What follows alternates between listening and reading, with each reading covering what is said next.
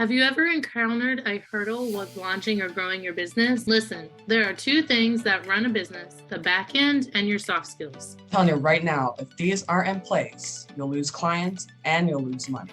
Don't want that? Well, you're in the right place. Hey, I'm Dana. Hey, I'm Sarah. We're your hosts who are going to tell you how it is, give you tips and tricks, and even occasionally bring on a guest that care about supporting you grow your business organically and nurture authentic relationships. Are you ready? Welcome to the third and final part of our series of building better relationships with your clients.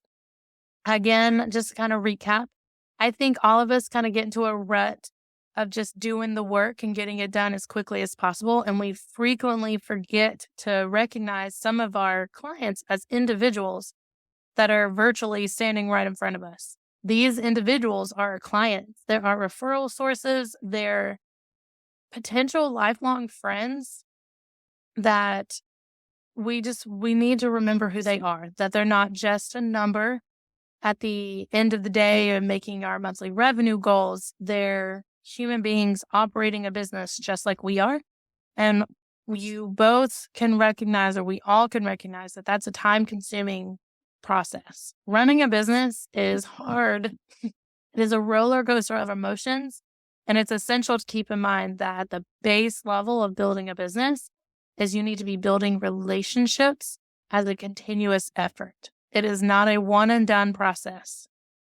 So we talked about, over the space of a few weeks, focusing on communication, having positive energy when interacting with our clients, treating them as individuals, sharing our knowledge with them, exceeding their expectations, understanding their goals and values, speaking their language, which is huge, and we're going to talk about that one in a few minutes, using project delivery tools, and developing appreciation for our clients.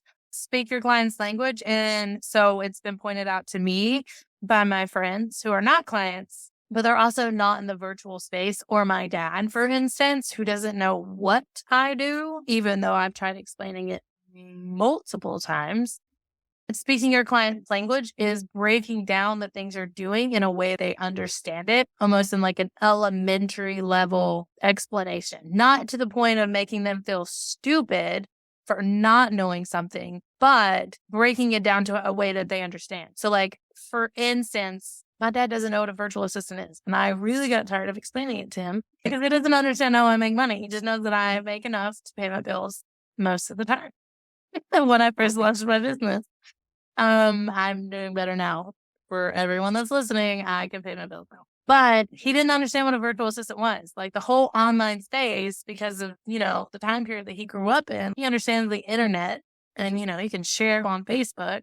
Usually it's embarrassing stuff, but he shares it regardless. But the idea that I can be an administrative assistant or an executive assistant to some CEO who does not live in the state of North Carolina, or I don't go into an office, just baffles him. So I work with wedding creatives specifically, and they don't know about online business management. Honestly, they understand logistics of timelines, but they don't fully comprehend workflows and systems in this regards of owning a business.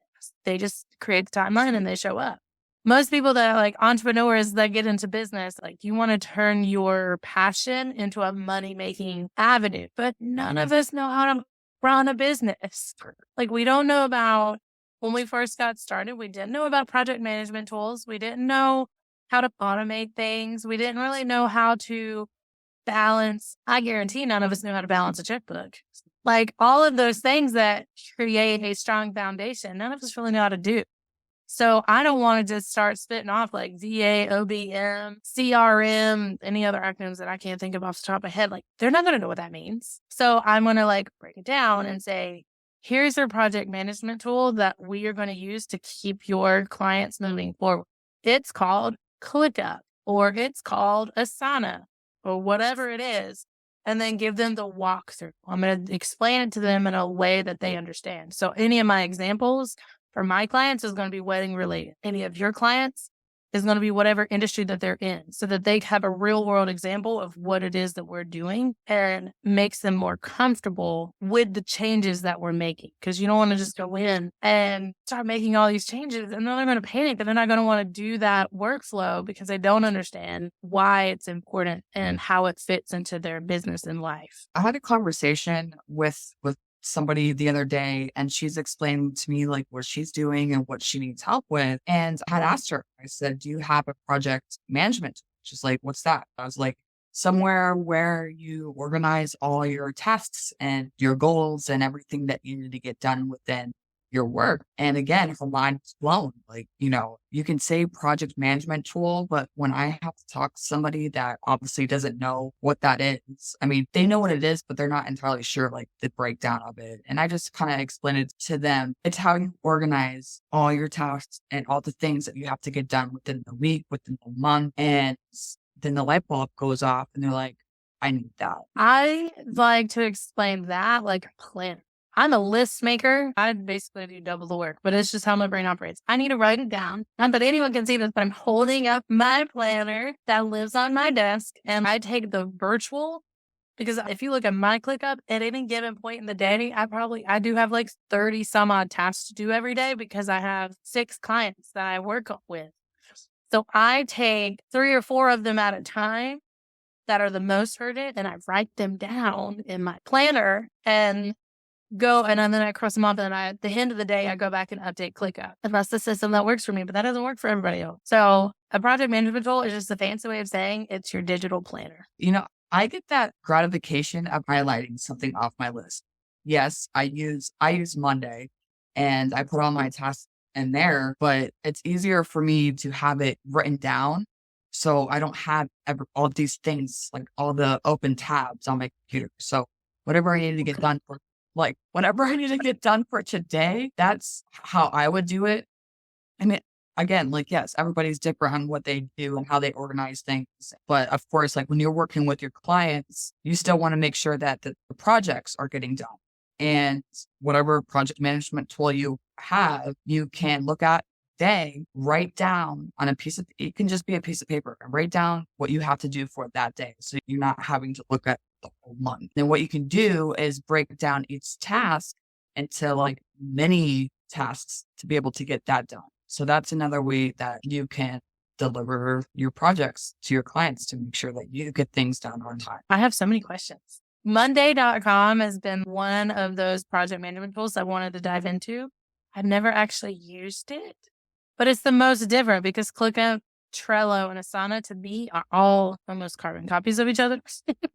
I like ClickUp a little bit better, but Monday has been on my list of things to whenever I do have time to look into. So add that to future post ideas of let's talk about project management tools, specifically Monday. If there's any project management tools that you would like to learn about, just let us know and we can do the research and tell you guys about all the project management tools out there. I feel like that's the perfect segue into use project delivery tools that give a positive impression on clients. So for mine, it's usually ClickUp. I give them a nice walkthrough during our onboarding of this is what your board will look like, especially if they don't have a project management tool. We just start with them because I know it and then I can toggle between and I don't have to have an extra login. It is easier for me. But I use this tool to deliver any work beginning to end of anytime they randomly need me to help with a design deck for a full planning client or follow up on a vendor quote that hasn't been received. They can see in the bird's eye view that, yes, I'm acting every day I'm working on something because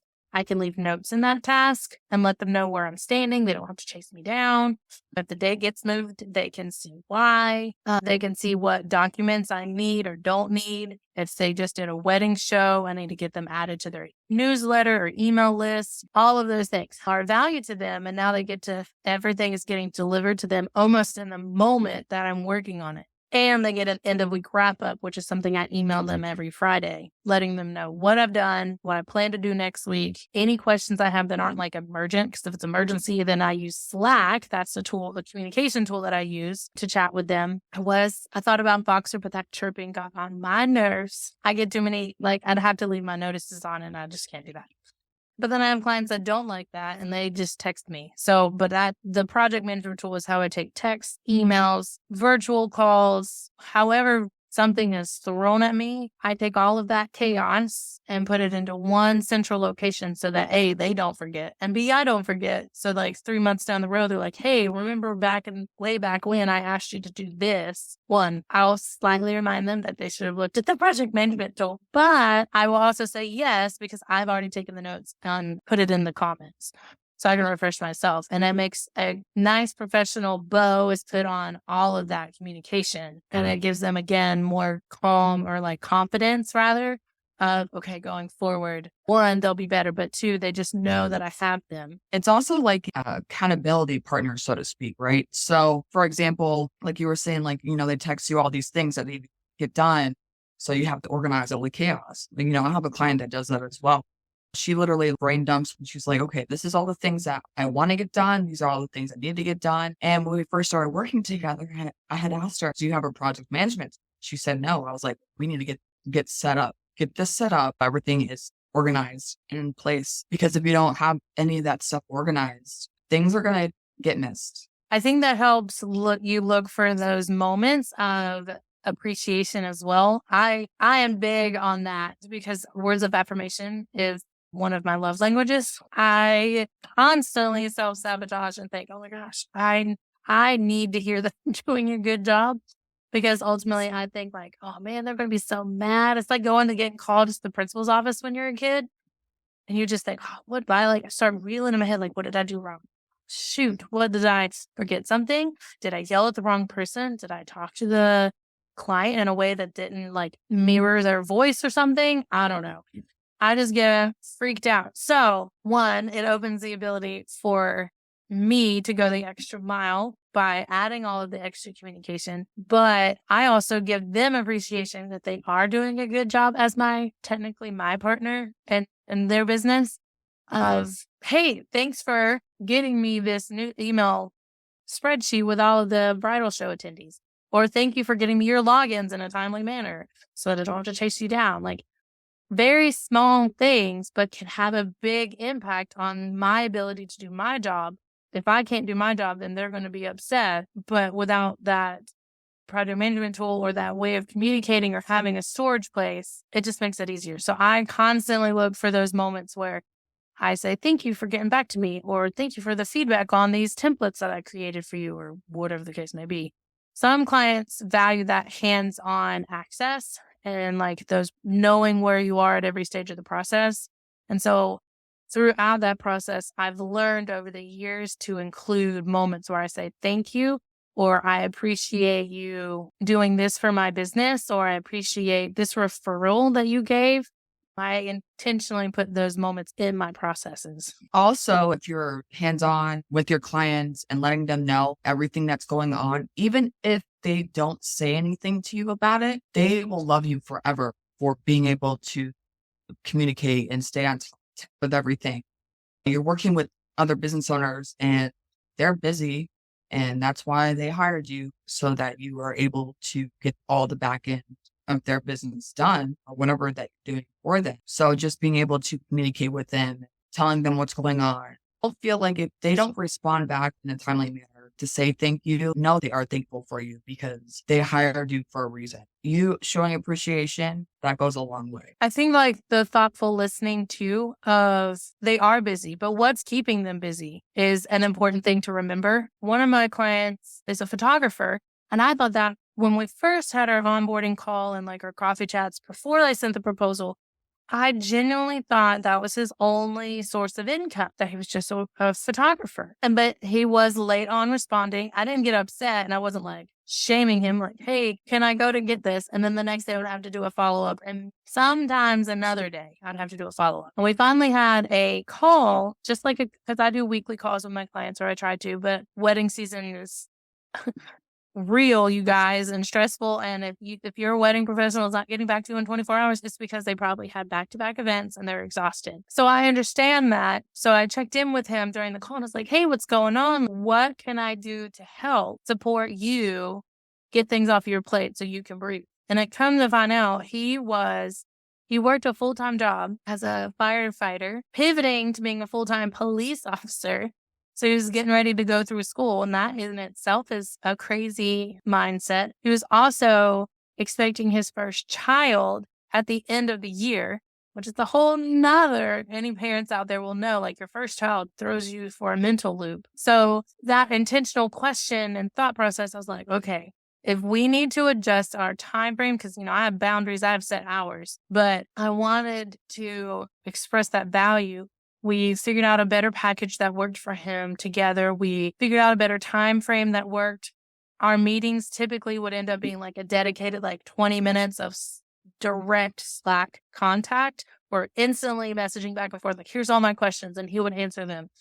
And then anything else that I had coming up, like, well, what if we try this? But it wasn't a virtual call because I really didn't have time to do that. So we would just dedicate 10, 15 minutes once a week to really fire messaging each other, really blowing each other up. It was fun. But they got him through that time. And now he's more confident in my ability to support his business. And he's able to relax or only really put his hands on his business on the weekends because that's the time that he now has for the next 5 to 6 months because he has everything else that's going on. So communication, you guys, I know we've killed it, but if all of these soft skills will all still rely on communication. Effective communication can have the biggest impact on your business, on your relationships with your clients, increase your income because I'm not going to pay someone that doesn't listen to me, and I'm not going to pay someone who doesn't care. And you can't, if you genuinely care about someone, you're going to communicate with them. So how are you guys going to improve your relationships? Let us know in the Facebook group.